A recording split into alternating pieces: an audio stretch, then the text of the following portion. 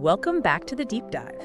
Thanks for having me. Today we're diving into How to Win Friends and Influence People. By Dale Carnegie. You guys sent in some great excerpts. I think this is going to be a good one. I remember when I first read this book. Why? Yeah, it totally shifted my perspective on how to interact with people. Interesting. It's amazing. It was written decades ago. Yeah. But it's still so relevant today. Definitely. It really is. It just shows you that human nature doesn't really change all that much. It really doesn't, and Carnegie understood that. One of the first things that he points out is how much energy we waste trying to change other people. Ooh, that's good. And that we'd be so much better off trying to understand them first. He illustrates this with some pretty extreme examples, right? Exactly, yeah. Like infamous criminals. Yeah, he talks about Two Gun Crowley, Okay. a notorious cop killer, Yeah. and Al Capone, Oh, wow. the head of organized crime in Chicago. Oh, yeah. Even when they were facing serious consequences. These guys genuinely believed that their actions were justified. Yeah, that's pretty unsettling when you think about it. Yeah. If these guys could convince themselves they were in the right. Yeah. I mean, imagine how much self-justification goes on. Oh, totally. Just with everyday people. Every day. I know I've been guilty of that myself. Yeah. What I thought was interesting is that Carnegie doesn't just focus on criminals. Right. He also brings up the Teapot Dome scandal. Oh, yeah. Where government officials took bribes, Right. but they still managed to rationalize their actions. Oh, that's a great example. The Teapot Dome scandal was a huge deal back in the 1920s. It involved a government official basically handing over a valuable oil contract Oh, to a friend in exchange for a loan. okay. It was blatant corruption, but they still found ways to justify what they did. It makes you wonder what, seemingly obvious mistakes Yeah. do you see people around you making? Around me. Yeah. All the time. And, how often are we judging them Yeah. without really understanding their perspective? Absolutely. Right? It's really hard. It is a challenge to step back Yeah. and try to see things from their side. Yeah. But Carnegie seems to argue that it's crucial. Yeah, he does. He even uses Abraham Lincoln Oh, wow. as an example. He was known for his incredible ability to connect with people. Yeah. But even Lincoln Yeah. had moments where he let his emotions get the better of him. You're talking about that story where Lincoln wanted to court-martial Yes. General Meade after the Battle of Gettysburg. Yes. Lincoln was furious that Meade had let Lee's army escape. Wow. And he even wrote this scathing letter Yeah. condemning Meade's actions. But thankfully, he never sent it. Oh, good. He realized that scolding Meade wouldn't achieve anything. It wouldn't change the past. It wouldn't change the past. Yeah. And it would likely damage their relationship. That's a good reminder sometimes. Yeah. Holding back and Yeah. trying to understand Yes. the other person's perspective Mhm. is Yeah. more productive Yeah, than reacting in anger. absolutely. Or- Much yeah. more productive. This ties into, I think, one of Carnegie's main principles. Okay. He says that the only way to get someone to do something Yeah. is to make them want to do it. Make them want to do it. It sounds so simple, It does. but when you really think about it, Yeah, it's a huge shift in mindset. it is. Right. It's a huge shift because it requires us to step outside of our own wants and needs and truly consider the other person's perspective. Okay. Why would they want to do what we're asking? Yeah. What's in it for them? Okay, so how do we actually do that? Right. How do we figure How out? to figure it out. Yeah. Yeah. What motivates someone else? Carnegie tells this hilarious story Okay. about Uncle Andrew, Uncle Andrew. who, let's just say, he wasn't above a little trickery Oh, to get what he wanted. a little trickery. I like it. Yeah, he had a creative approach. He did. He figured out a way to get kids to send him money Okay. by making them feel Yeah. like they were important contributors to his cause. Oh, wow. It's funny, but it illustrates a really important point. Okay. He tapped into their desire Yeah. to be part of something meaningful, to feel important. Feel important. This idea of making people feel important Yeah. seems to be a recurring theme in the book. It is. Right. It is. He gives another good example Okay. with Stan Novak's story Okay. about getting his son excited about kindergarten. Instead of forcing his son to go, Right. he focused on all the fun things he would get to do in kindergarten. Exactly. Like, By focusing on his son's perspective. Yep. And highlighting the things that would make him want to go to kindergarten. He was able to create this positive experience. This reminds me of that Henry Ford quote. Oh, yeah. The secret of success lies in the ability to get the other person's point of view and see things from that person's angle as well as from your own. I like that. Okay, so we've got this idea that we need to understand what motivates people Right. and see things from their perspective. Yeah. But how do we actually put this into practice? How do we put it into practice? Especially in our communication. That's where he introduces Okay. the you approach. The you approach. It's all about framing our communication around the other person's wants and needs. So instead of focusing on what we want, Right. we focus on what they want. Exactly. Sounds simple enough. It does. But I have a feeling it's easier said than done. You're telling me. Yeah. He gives an example of this. Okay. A poorly written letter that's all about the sender's company and its desires. Okay. It completely ignores the reader's perspective, and it comes across as incredibly self-centered. It probably went straight into the trash. Probably. Right. But then he shows how rewriting the same letter from the recipient's perspective Okay. completely changes its impact. Interesting. Instead of listing all the company's achievements, Yeah. it focuses on how the company can help the recipient achieve their goals. Okay. That's a much better approach. Much better. The rewritten letter actually makes you want to help the sender because it's clear they understand your needs. Absolutely. This is something we can all apply, right, in Yeah. our own lives. Think about your recent communications. Were they truly you-focused? That's a good question. Were you genuinely thinking about what the other person wanted and needed? Or were you mostly concerned with getting your own point across? Oof, that's a tough one. Something to think about. It's definitely something I'm going to be paying more attention to. Me too. I think to really understand the you approach, though, Okay. requires us to dig even deeper. Okay, I'm ready. Let's dig. Okay. At the heart of Carnegie's approach is this idea of becoming genuinely interested in others. Ooh, that's a powerful idea. It is. I think it's so easy Yeah. to get caught up in our own worlds, Yeah. our own problems, our own desires. Our own desires. But if we can shift our focus outward Yes. and genuinely try to understand and connect with others, Connect with others. it can make a huge difference in our relationship. It can make a huge difference. He points out a fascinating statistic. Okay. The most frequently used word in conversation is I. Aye. This tells us something important about human nature, right? It's true. We are naturally self-absorbed. We are. Right. Yes. We're all the main characters in our own stories. Our own stories, yeah. It makes me think of someone like Napoleon. Even with all his power and accomplishments, he was ultimately a lonely and isolated figure. That's such a good example. Right. Napoleon had everything in terms of worldly success. Yeah. But he really failed at building genuine, meaningful connections. And it's a reminder, right, that true fulfillment doesn't come from power It doesn't come from power. or possessions, possessions, but from human connection. but from human connection. And it makes you think, Yeah. in this age of social media, are we becoming more or less connected? Boom. Are we truly building relationships or just curating our online personas? It's a really good question. Carnegie also shares a story Okay. about Theodore Roosevelt Oh, yeah. that I think really illustrates the power of genuine interest. Okay. You're talking about the time Roosevelt called a servant Yes. just to tell her about a bird she was interested in. Roosevelt, the president of the United States, Yeah. took the time to connect with someone in a way that was completely unexpected and deeply personal. He showed genuine interest in something that mattered to her, Yeah. and that small gesture probably had a huge impact on her. It's a powerful reminder It is. that we don't need grand gestures No. to make a difference in people's lives. You go. Sometimes the smallest acts of kindness and genuine interest can have the greatest impact. The greatest impact. And this brings us to another Okay. set of simple Yeah. but effective tools. Oh, okay. Smiling and remembering names. Okay, that sounds almost too basic. Too basic. But I'm intrigued. What's so powerful about these seemingly small things? I'm glad you asked. Well, they might seem basic. BUT. Carnegie argues that these seemingly insignificant gestures play a huge role in how people perceive us.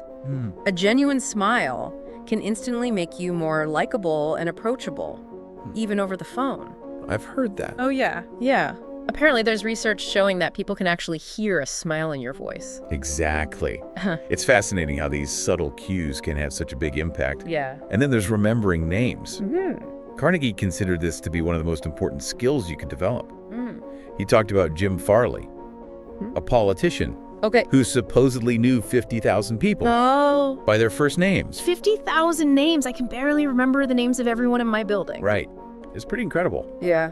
But it just goes to show the power of making people feel seen and valued. When you remember someone's name, it shows that you care. Yeah. And people are much more likely to be receptive to your ideas when they feel like you care about them as individuals. I remember reading the story about a guy named Ken Nottingham. Ken Nottingham. Who used this principle to get extra ham and lettuce at the cafeteria. Oh, yeah. Just by remembering the lunch lady's name. Exactly. It's a funny example, but it makes you wonder, how many names do you remember? What's one small action you can take today to improve your name recall? It could be as simple as repeating someone's name back to them when you first meet. Oh, yeah. Or making a note of it in your phone. Those are great tips. Yeah. And this leads us to another crucial principle. Okay. Becoming a master listener. Carnegie argues that being a good listener is paradoxically the best way to be an interesting conversationalist. That's funny, because I used to think that being interesting meant talking a lot and showing off how much I knew. Right. But then I had this experience that totally changed my perspective. I'm intrigued. Yeah. Tell me more. I was at a dinner party, and I barely said a word all night. Really? Well, there was this botanist there, Okay. and I was fascinated by his work. So I spent the entire evening asking him questions and just listening to him talk about his research. Okay. And later... He told the host that I was the most interesting person he'd ever met. Wow. I was shocked because I had hardly spoken. It was then I realized the power of truly listening. It's amazing how much we can learn and how much more engaging we can become when we simply focus on listening to others. Carnegie shares another great story. Oh, yeah. About a Western Union messenger boy. A messenger boy? Who ended up corresponding with famous people. Wow. Just by being a good listener and asking them about themselves. That's a great example. Yeah. And he even quotes a patient of Sigmund Freud's who described the feeling of being truly heard as a liberation. There's this deep psychological need to be understood, to feel like our experiences matter. Yeah. And listening is the key to fulfilling that need. It connects back to making people feel important. Yeah. Which, as you mentioned earlier, is a recurring theme in Carnegie's work. He shares that heartwarming story about a lonely woman who ended up giving her cherished Packard car to someone who simply showed her genuine appreciation. It really highlights how much we all crave to feel valued and significant. Absolutely. It's a basic human need. It is. And speaking of making people feel important, Carnegie also tells the story about George Eastman. Okay. The founder of Kodak, who awarded a $90,000 contract to someone who simply admired the woodwork in his office. It's amazing how a sincere compliment, a genuine expression of appreciation can have such a powerful impact. It really can. It makes you wonder if Eastman would have made the same decision if the person had just focused on the business deal. It's certainly food for thought. And it highlights the importance of being sincere. People can sense when you're being fake or manipulative, and it will backfire. So far, we've talked a lot about understanding people, seeing things from their perspective. And making them feel important. These are all great strategies for building relationships. They are. But what about when we need to influence people? Right. What about when we have a specific goal in mind? Like persuading someone to see our point of view or getting them to take action. That's where part 3 of the book comes in. Okay. Carnegie shifts his focus to the art of winning people to our way of thinking. Ooh. And he starts off by making this bold statement. Okay. The best way to win an argument is to avoid it altogether. Wait a minute. Avoid arguments. Avoid arguments. I get that arguing can be unproductive, Yeah. but shouldn't we stand up for what we believe in? Carnegie would argue that while it's important to have convictions, engaging in arguments is rarely the best way to change someone's mind. He even compares winning an argument to achieving an empty victory. An empty victory. Why is that? Well, even if we logically dismantle someone's position, Yeah. we often end up alienating them in the process. It's like that old saying, a man convinced against his will is of the same opinion still. Exactly. We might win the argument, but lose the relationship. Yeah. And in the long run, Yeah. the relationship is usually more valuable. So, if we're not supposed to argue, how do we navigate disagreements? How do we navigate those disagreements? Yeah. How do we handle situations where we need to persuade someone to see our point of view? Carnegie provides a number of strategies Yeah. for doing just that. Okay. One of the key principles is to show respect for the other person's opinions, Okay. even if we disagree with them. He advises against ever saying you're wrong. Okay, that makes sense. Yeah. But if we can't say you're wrong, what should we say? Instead of directly contradicting someone, we can try something like, I see your point, or that's an interesting perspective.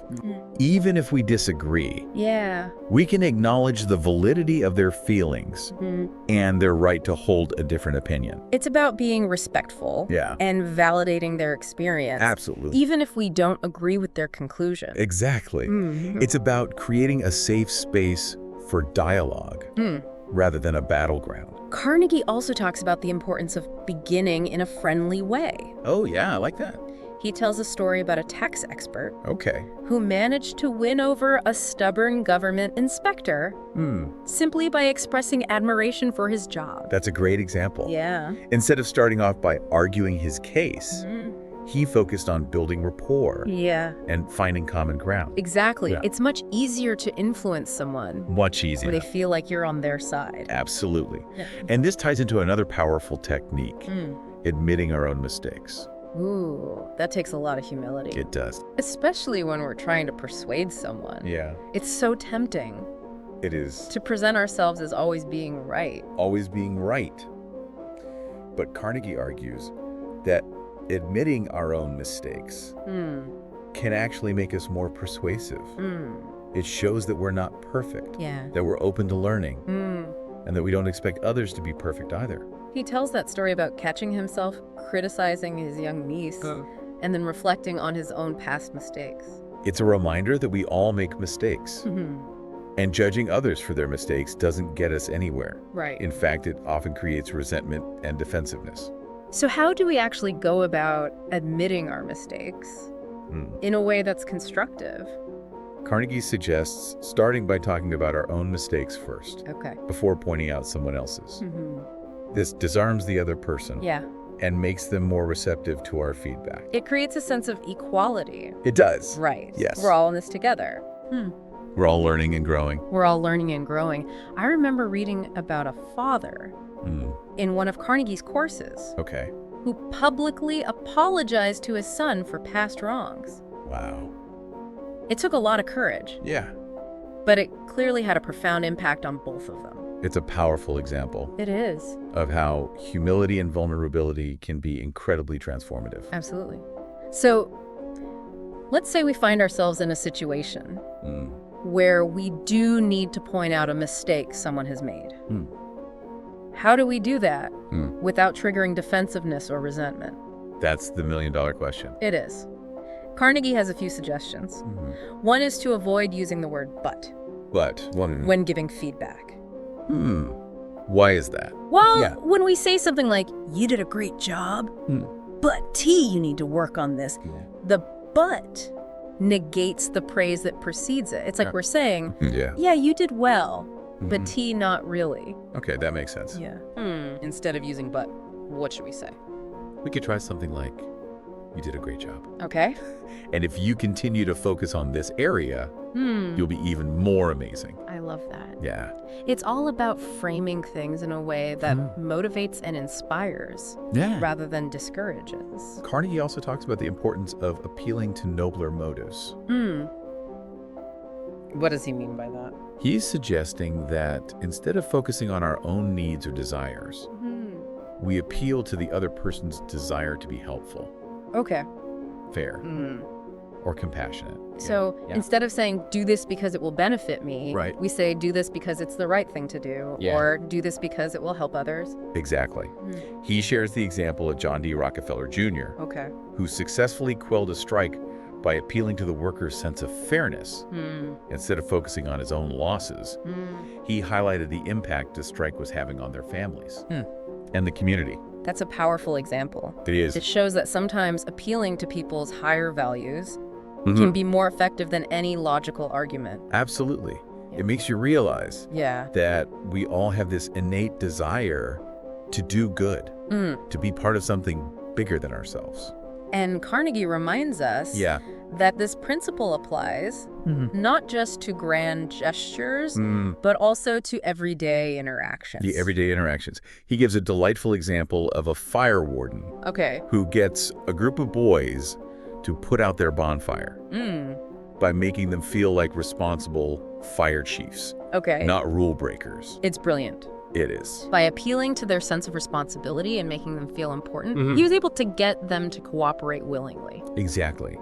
It's about finding creative ways to align our goals with the other person's desires and values. And this brings us to one of the most fascinating concepts in the book. Dramatizing our ideas. Dramatizing our ideas. Okay, I'm all ears.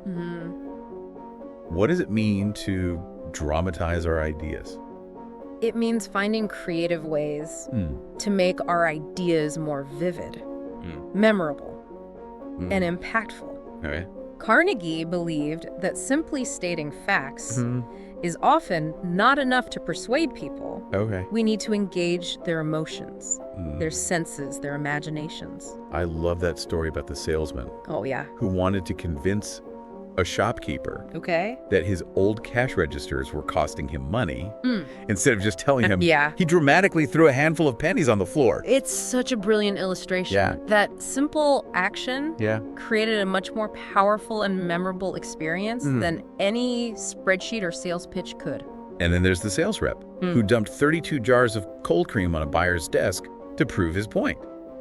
It highlights the power of using concrete demonstrations. And sensory experiences to make our messages stick. It's about finding ways to bring our ideas to life, to make them feel real and tangible. Exactly.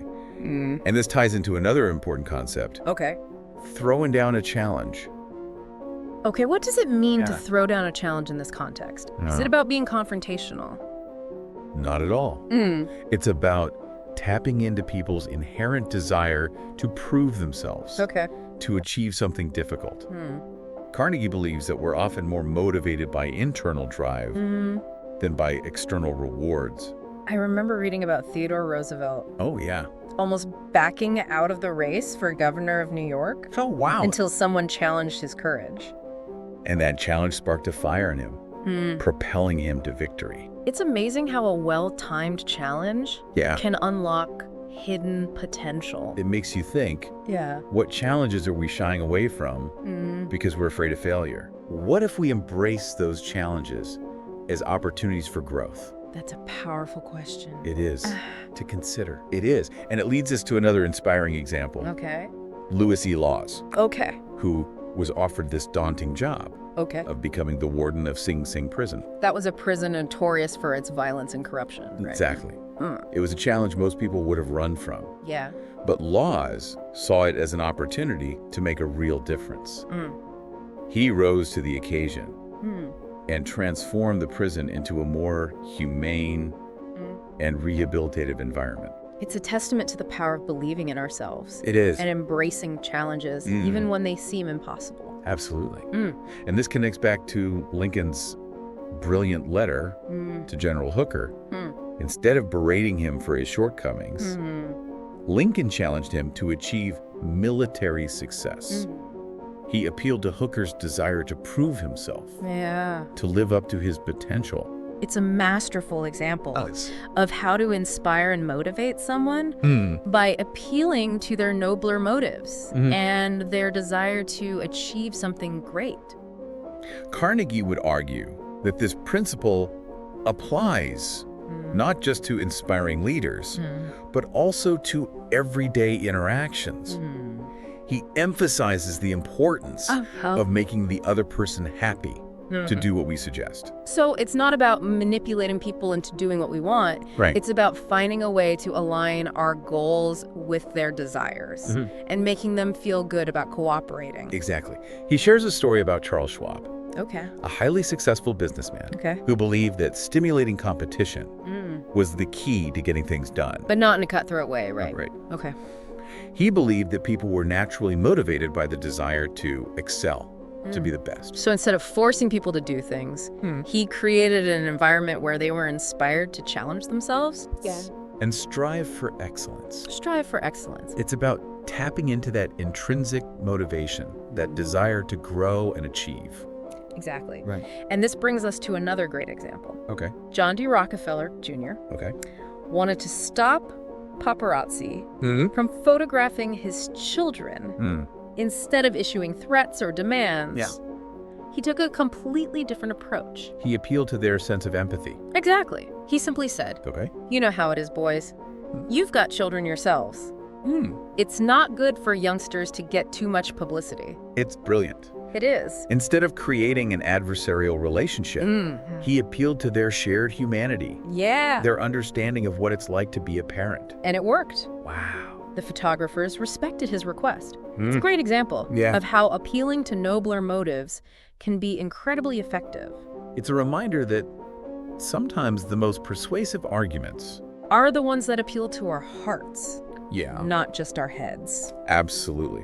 And this connects back to the story of Cyrus Curtis, Okay. who built a media empire by appealing to the nobler motives of his writers. He didn't try to lure them with huge sums of money, did he? No. Okay. He offered to donate to their favorite charities instead. It's amazing how effective that was. It is. It shows that people are often more motivated by their values and ideals than by money or personal gain. That's a powerful insight. Now, we've covered a lot of ground. Yeah. We've talked about avoiding arguments, admitting our mistakes, praising generously, appealing to nobler motives, dramatizing our ideas, and throwing down a challenge. Yeah. But there's one final principle Okay. that Carnegie emphasizes, Okay. and it's perhaps the most subtle and powerful of all. I'm on the edge of my seat. What is it? It's the art of making the other person feel like they came up with the idea. So it's not about like forcing our ideas on others. But no. It's about planting a seed and letting it grow organically. Yeah, Kind exactly. of like subtle suggestion. Exactly. Carnegie understood that people are much more likely to embrace an idea if they feel like it was their own. Nobody likes to be told what to do. Definitely not. Right. I know I'm much more receptive to an idea when I feel like I've arrived at it on my own, rather than having it forced upon me. Right. Do you have any good examples of this in action? Yeah, he shares this great story Okay. about a salesman who was trying to secure a major contract. Okay. And he tried everything he could think of, but nothing seemed to work. He had pitched his ideas over and over again Wow. for 150 meetings with no success. 150 meetings? That's persistence. It is. So what finally changed? He finally realized that he had been going about it all wrong. Okay. Instead of trying to, sell his ideas, he started asking the buyer for his input. He essentially said, Yeah. look, I've tried everything I can think of. You know this business better than anyone. What do you think we should do? So he shifted the focus from Yeah. my solution My solution. to our solution. Exactly. And it worked like a charm. Wow. The buyer felt empowered, like he was part of the process. And because he felt ownership over the idea, he was much more likely to support it. That reminds me of a quote by Lao Tse. Oh, yeah? The sage, wishing to be above men, putteth himself below them. Wishing to be before them, he putteth himself behind them. I like that. It's a great reminder that sometimes. Yeah. The best way to lead is to step back and let others take the reins. Absolutely. This principle applies not just to business deals, Okay. but to all sorts of relationships. Carnegie shares an amusing anecdote Oh, okay. about a husband who used to criticize his wife for spending too much time gardening. Oh, I can relate to that. Oh, yeah. My partner and I have had similar disagreements. Okay. So how did this husband turn things around? He finally realized that his wife wasn't gardening to annoy him. She genuinely enjoyed it. Okay. So instead of criticizing her, he started complimenting her efforts. He would say things like, "The garden looks beautiful, honey. You have such a green thumb." And I bet that made a world of difference. It did. His wife felt appreciated and respected, and their relationship improved. It's a simple but powerful example of how a shift in perspective can transform a conflict into a connection. It makes you realize that sometimes the best way to influence someone is to simply step back, observe, and try to understand their motivations. And then, instead of trying to force them a change, we can find ways to support and encourage their existing passions. That's a great insight. And it brings us to another important technique: making tasks seem easy and enjoyable. Okay, I like the sound of that. Yeah. Who wouldn't want to make difficult tasks more enjoyable? I know, right? How do we do that? Carnegie shares a charming story Okay. about a music teacher who was trying to convince a young girl to cut her fingernails. Now that sounds like a challenge. It was. The little girl loved her long nails, but they were making it difficult for her to play the piano properly. So how did the teacher convince her? Instead of framing it as a chore or a punishment, she emphasized the beauty of the girl's nails and how trimming them would actually make her playing even more beautiful.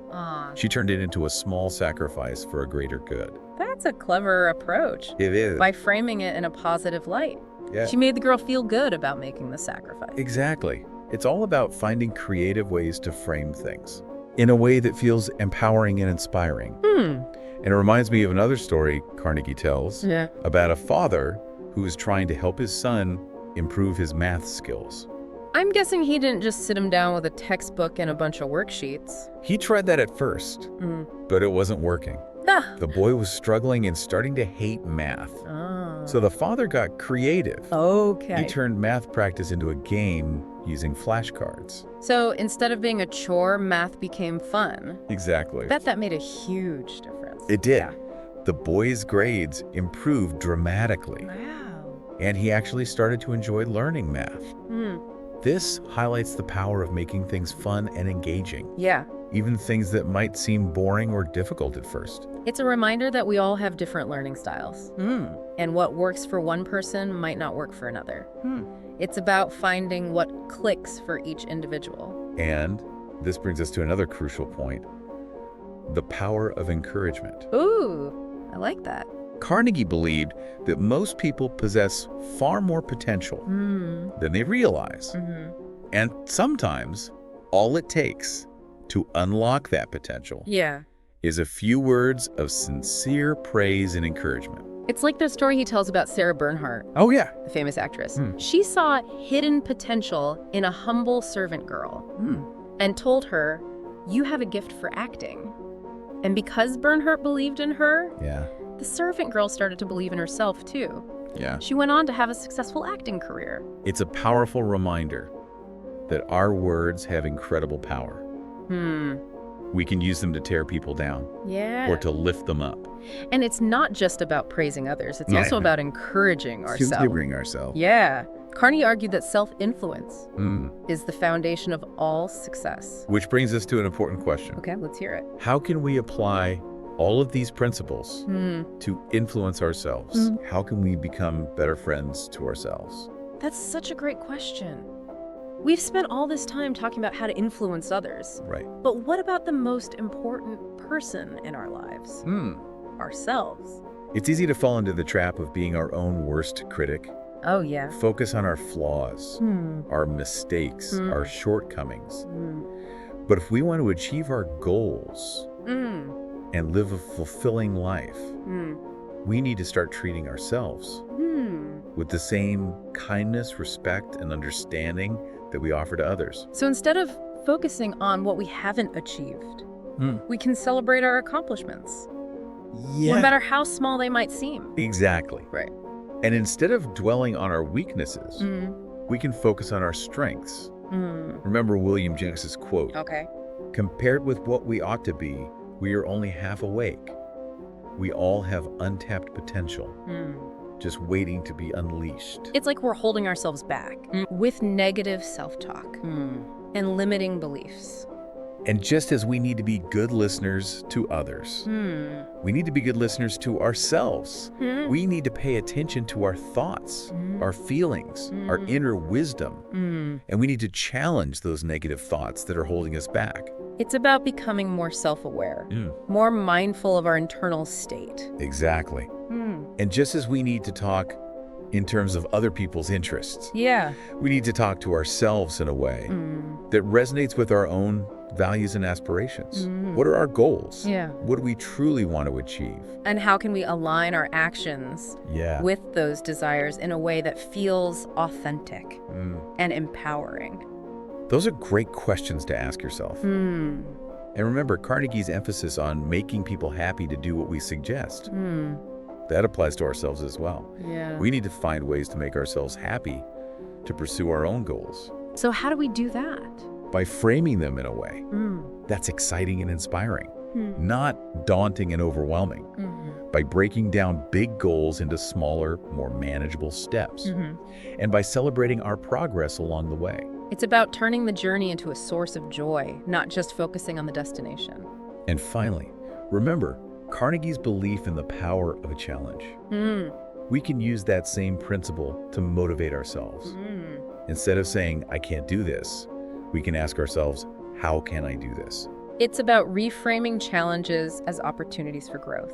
It's about pushing ourselves beyond our comfort zones and believing in our ability to rise to the occasion. Exactly. And as Carnegie so eloquently puts it, believe that you will succeed and you will. Wow, this has been an incredible deep dive.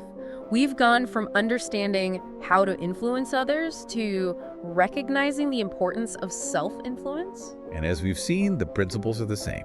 It's all about understanding human nature, respecting individual needs, and finding ways to connect on a deeper level. I don't know about you, but I'm feeling incredibly inspired to put all of this into practice. Yeah, me too. Both in my interactions with others and in my relationship with myself. That's the beauty of how to win friends and influence people. It's not just a book. It's a guide to living a more fulfilling and meaningful life. Thanks for joining us on this journey. My pleasure. Until next time, keep diving deep.